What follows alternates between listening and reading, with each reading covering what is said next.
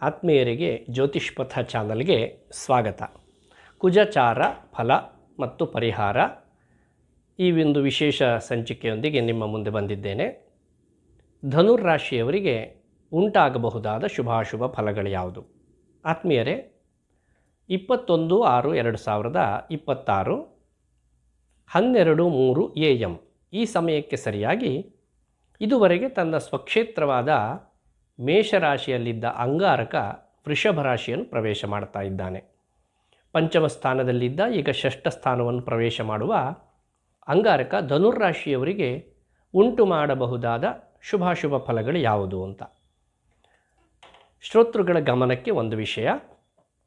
ಅನೇಕ ಮಂದಿ ಇದರಲ್ಲಿ ಬರುವ ಫಲಗಳನ್ನು ಕೇಳಿದ ಕೂಡಲೇ ಒಂದು ಕಾಮೆಂಟ್ ಮಾಡ್ತೀರಿ, ನಮಗೆಲ್ಲ ನೆಗೆಟಿವನ್ನೇ ಹೇಳಿದ್ದೀರಿ, ಎಲ್ಲ ಕೆಟ್ಟ ಫಲಗಳನ್ನೇ ಹೇಳಿದ್ದೀರಿ, ಹಾಗಾಗಿ ಇದನ್ನು ಹೇಳುವುದಕ್ಕೆ ನೀವೇ ಆಗಬೇಕಾ ಇತ್ಯಾದಿ ಎಲ್ಲ ಕಾಮೆಂಟ್ಸ್ಗಳನ್ನು ನಾನು ನೋಡಿದ್ದೇನೆ. ಆತ್ಮೀಯರೇ, ಗಮನಿಸಿ, ಈ ಜ್ಯೋತಿಷ್ಶಾಸ್ತ್ರ ಎನ್ನುವಂಥದ್ದು ನಮ್ಮನ್ನು ರಂಜಿಸುವುದಕ್ಕಿರುವ ಅಥವಾ ನಮ್ಮನ್ನು ಸಂತೋಷಪಡಿಸುವುದಕ್ಕಿರುವ ಶಾಸ್ತ್ರ ಅಲ್ಲ. ಇದು ಏನಿದೆಯೋ ನಮ್ಮ ಮುಂದೆ ಅದನ್ನು ನಿರ್ದೇಶನ ಮಾಡಬಹುದಾದ, ತಿಳಿಸಬಹುದಾದ ಒಂದು ಉತ್ಕೃಷ್ಟವಾದ ಶಾಸ್ತ್ರ. ಇದನ್ನು ನಾವು ಹೇಗೆ ಕಾಣಬೇಕು ಅಂದರೆ, ನಾವೊಂದು ದಾರಿಯಲ್ಲಿ ಕ್ರಮಿಸ್ತಾ ಇದ್ದೇವೆ, ಆ ದಾರಿಯಲ್ಲಿ ಕಲ್ಲು ಮುಳ್ಳುಗಳಿದೆ ಅಥವಾ ಒಂದು ದೊಡ್ಡ ಹೊಂಡ ಇದೆ. ಆವಾಗ ನಾವೇನು ಮಾಡ್ತೇವೆ? ಜಾಗರೂಕತೆಯಿಂದ ಅದನ್ನು ನಿವಾರಿಸಿಕೊಂಡು ಮುಂದೆ ಹೋಗುವ ಪ್ರಯತ್ನವನ್ನು ಮಾಡ್ತೇವೆ. ಹಾಗೆಯೇ ಒಂದು ವೇಳೆ ಆ ದಾರಿ ಆಗಲೇ ಇಲ್ಲ ಅಂದಾಗ ಬೇರೆ ದಾರಿಯನ್ನು ನಾವು ಕಂಡುಕೊಳ್ತೇವೆ. ಇದೇ ರೀತಿ ಜ್ಯೋತಿಷ್ಶಾಸ್ತ್ರವು ಕೂಡ ನಮ್ಮ ಜೀವನ ಮಾರ್ಗ, ಇದರಲ್ಲಿ ಬರಬಹುದಾದ ಏರಿಳಿತಗಳು, ಅನೇಕ ತೊಂದರೆ ತಾಪತ್ರಯಗಳು ಇದನ್ನು ಸೂಚಿಸ್ತದೆ. ಹಾಗೆ ಅದರ ಜೊತೆಯಲ್ಲಿಯೇ ಪರಿಹಾರ ಎನ್ನುವಂಥದ್ದು ಇರುತ್ತೆ. ಇದನ್ನು ನಾವು ಮಾಡ್ತಾ ಹೋದಾಗ ನಮಗಿರುವ ಎಲ್ಲ ಸಂಕಷ್ಟಗಳು ನಿವಾರಣೆ ಆಗುತ್ತೆ. ಹೆಚ್ಚಿನವರು ಇದನ್ನು ಗಮನಿಸ್ತಾ ಇಲ್ಲ, ಕೇವಲ ಫಲಗಳನ್ನು ಮಾತ್ರ ಕೇಳ್ತಾ, ಅಯ್ಯೋ ನಮಗಿದೇ ಆಯಿತು, ಇದೇ ಆಯಿತು, ಇಷ್ಟು ಮಾತ್ರ ಕೊರಗುತ್ತಾ ಇದ್ದೀರಿ. ಅದಕ್ಕೆ ಸಂಬಂಧಪಟ್ಟ ಯಾವ ಪರಿಹಾರಗಳನ್ನು ನೀವು ಮಾಡಿಕೊಳ್ಳುವಲ್ಲಿ ಆಸಕ್ತರಾಗ್ತಾ ಇಲ್ಲ ಎನ್ನುವಂಥದ್ದು ಒಂದು ವಿಷಯ. ಇನ್ನು ಪರಿಹಾರ ಅಂದ ಕೂಡಲೇ ಕೇವಲ ದೇವತಾರ್ಚನೆ, ಜಪ ಅಥವಾ ಹೋಮ, ವ್ರತ, ಪೂಜೆ ಇತ್ಯಾದಿಗಳು ಮಾತ್ರ ಅಲ್ಲ. ನಾವು ಇದರಲ್ಲಿ ಫಲ ವಿಭಾಗವನ್ನು ನೋಡುವಾಗ ನಿಮಗೆ ಗೊತ್ತಾಗುತ್ತೆ, ಸ್ವಲ್ಪ ಬುದ್ಧಿಶಕ್ತಿಯನ್ನು ಬಳಸಿ ಮಾಡಬಹುದಾದ ಅನೇಕ ಪರಿಹಾರಗಳು ಇದ್ದಾವೆ.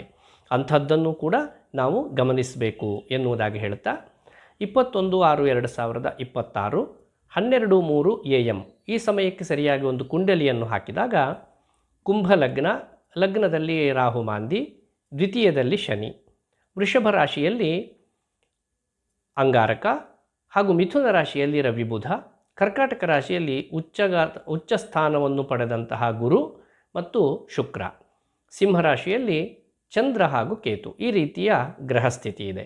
ಇದನ್ನು ಆಧರಿಸಿ ಧನುರ್ರಾಶಿಯವರಿಗೆ ಫಲ ನಿರೂಪಣೆಯನ್ನು ಮಾಡುವುದಾದರೆ, ಷಷ್ಠದ ಕುಜ ರಿಪುಕಲಹ ನಿವೃತ್ತಿಂ ರೋಗ ಶಾಂತಿಂಚ ಷಷ್ಠೆ ಇರುವಂತಹ ರೋಗ ಬಾಧೆ ಹಾಗೂ ಶತ್ರು ಬಾಧೆ ಇರುವಂತಹ ಕಲಹ, ಜಗಳ ಇವುಗಳನ್ನು ನಿವೃತ್ತಿ ಮಾಡ್ತಾನೆ, ನಿವಾರಣೆ ಮಾಡ್ತಾನೆ. ಹಾಗೂ ತೃತೀಯದ ರಾಹು ಮಾಂದಿಯುಕ್ತ ಸಾಹಸ ಪ್ರವೃತ್ತಿಯನ್ನು ಉಂಟು ಮಾಡ್ತಾ ಸುಖಪ್ರಾಪ್ತಿ ಎನ್ನುವಂತಹ ಯೋಗ. ಆದರೆ ಕೆಲವರಿಗೆ ಭ್ರಾತೃಕೋಪ ಉಂಟಾದೀತು. ಅಷ್ಟಮದ ಶುಕ್ರ ದುಃಖನಾಶ, ಬಂಧುಮಿತ್ರ ಸಮಾಗಮ ಎನ್ನುವ ಶುಭವನ್ನು ಉಂಟು ಮಾಡ್ತಾನೆ. ಚತುರ್ಥದ ಶನಿ ಸ್ವಸ್ಥಾನಹಾನಿ, ದೇಹಪೀಡೆ. ಸಪ್ತಮದ ರವಿ ಬುಧ ಉತ್ಸಾಹಭಂಗ, ಅಧಿಕಾರಿಗಳಿಂದ ಕೋಪ. ಅಷ್ಟಮದ ಗುರು ಚೋರಬಾಧೆ ಹಾಗೂ ಅಧ್ವಾನ. ಭಾಗ್ಯಸ್ಥಾನದ ಚಂದ್ರ ಹಾಗೂ ಕೇತು ವಸ್ತ್ರಹಾನಿ ಮತ್ತು ದೀನಾವಸ್ಥೆ, ಈ ರೀತಿಯ ಫಲಗಳನ್ನು ಕೊಡ್ತಾರೆ. ಇದರಲ್ಲಿ ನಾನು ಹೇಳಿದ ಹಾಗೆ ಚೋರಬಾಧೆ ಅಂತ ಒಂದು ದೋಷ ಇದೆ.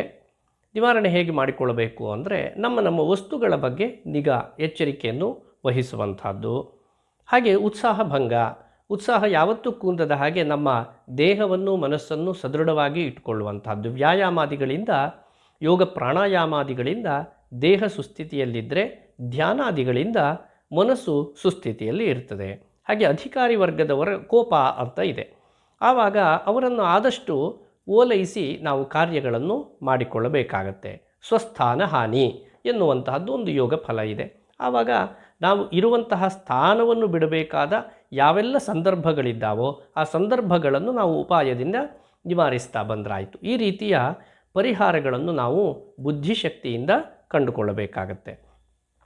ನಿಮ್ಮ ಪಂಚಮ ಹಾಗೂ ವ್ಯಯಾಧಿಪ ಕುಜ ಷಷ್ಠದಲ್ಲಿದ್ದಾನೆ. ಅವನು ನಿಮ್ಮ ಜನ್ಮರಾಶಿಯನ್ನು ಹಾಗೂ ಭಾಗ್ಯಸ್ಥಾನವನ್ನು ವ್ಯಯಸ್ಥಾನವನ್ನು ನೋಡ್ತಾನೆ. ಇದರ ಕಾರಣದಿಂದ ಮಕ್ಕಳಿಗಾಗಿ ವ್ಯಯ ಮಾಡುವಂತಹ ಒಂದು ಯೋಗ ಕಂಡುಬರುತ್ತೆ. ಹಾಗೂ ವಿನಾಕಾರಣ ಖರ್ಚು, ಯಾವುದೋ ಒಂದು ಅನಗತ್ಯವಾದ ಖರ್ಚು ನಿಮ್ಮನ್ನು ಆವರಿಸಿಬಿಡುತ್ತೆ. ಇದನ್ನು ಕೂಡ ಬುದ್ಧಿಪೂರ್ವಕವಾಗಿ ಯೋಚಿಸಿ ಒಂದು ಸರಿಯಾದ ಕ್ರಮದಲ್ಲಿ ಆಯೋಜನೆಯನ್ನು ಮಾಡಿದರೆ ಈ ಖರ್ಚನ್ನು ಕೂಡ ತಪ್ಪಿಸುವುದಕ್ಕೆ ಸಾಧ್ಯವಾಗುತ್ತೆ.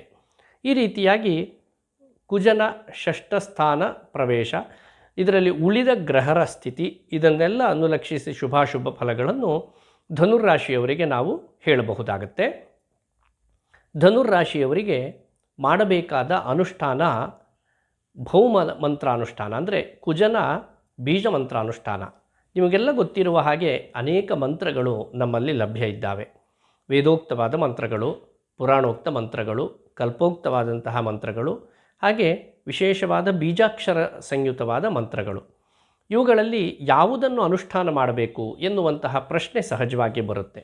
ಆವಾಗ ನಾನು ಈ ಮೊದಲು ಹೇಳಿದ ಕುಂಡಲಿ ಅದನ್ನು ಆಧರಿಸಿಯೇ ಅಲ್ಲಿರುವಂತಹ ಗ್ರಹರ ಕಾಂಬಿನೇಷನ್ ಇದನ್ನು ನೋಡಿಕೊಂಡೇ ನಾನು ಈ ಮಂತ್ರಾನುಷ್ಠಾನವನ್ನು ನಿಮಗೆ ಹೇಳೋದಾಗತ್ತೆ. ಆದ್ದರಿಂದ ಈ ನನ್ನ ಪರಿಶ್ರಮವನ್ನು ನೀವು ಗಮನಿಸಿ ಈ ಕುಜ ಬೀಜ ಮಂತ್ರಾನುಷ್ಠಾನ ಇದನ್ನು ಹೆಚ್ಚು ಹೆಚ್ಚು ಸಂಖ್ಯೆಯಲ್ಲಿ ಮಾಡುವುದರಿಂದಲೂ, ತೊಗರಿ ಹಾಗೂ ಕಡಲೆಕಾಳು ಇವುಗಳ ದಾನ ಮಾಡುವುದರಿಂದಲೂ ಧನುರಾಶಿಯವರು ಶುಭವನ್ನು ಕಾಣುತ್ತೀರಿ.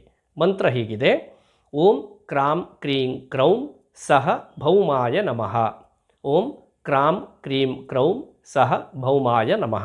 ಈ ರೀತಿಯಾಗಿ ಮಂತ್ರಾನುಷ್ಠಾನವನ್ನು ಮಾಡಿ ಎನ್ನುವುದಾಗಿ ಹೇಳ್ತಾ, ಷಷ್ಠಗತನಾದಂತಹ ಅಂಗಾರಕ ನಿಮಗಿರುವ ಎಲ್ಲ ಅನಿಷ್ಟಗಳನ್ನು ನಿವಾರಣೆ ಮಾಡಿ ಇಷ್ಟಾರ್ಥ ಪೂರ್ತಿಯನ್ನು ಮಾಡಲಿ ಎನ್ನುವುದಾಗಿ ಹಾರೈಸ್ತೇನೆ. ಧನ್ಯವಾದಗಳು. ಶುಭವಾಗಲಿ.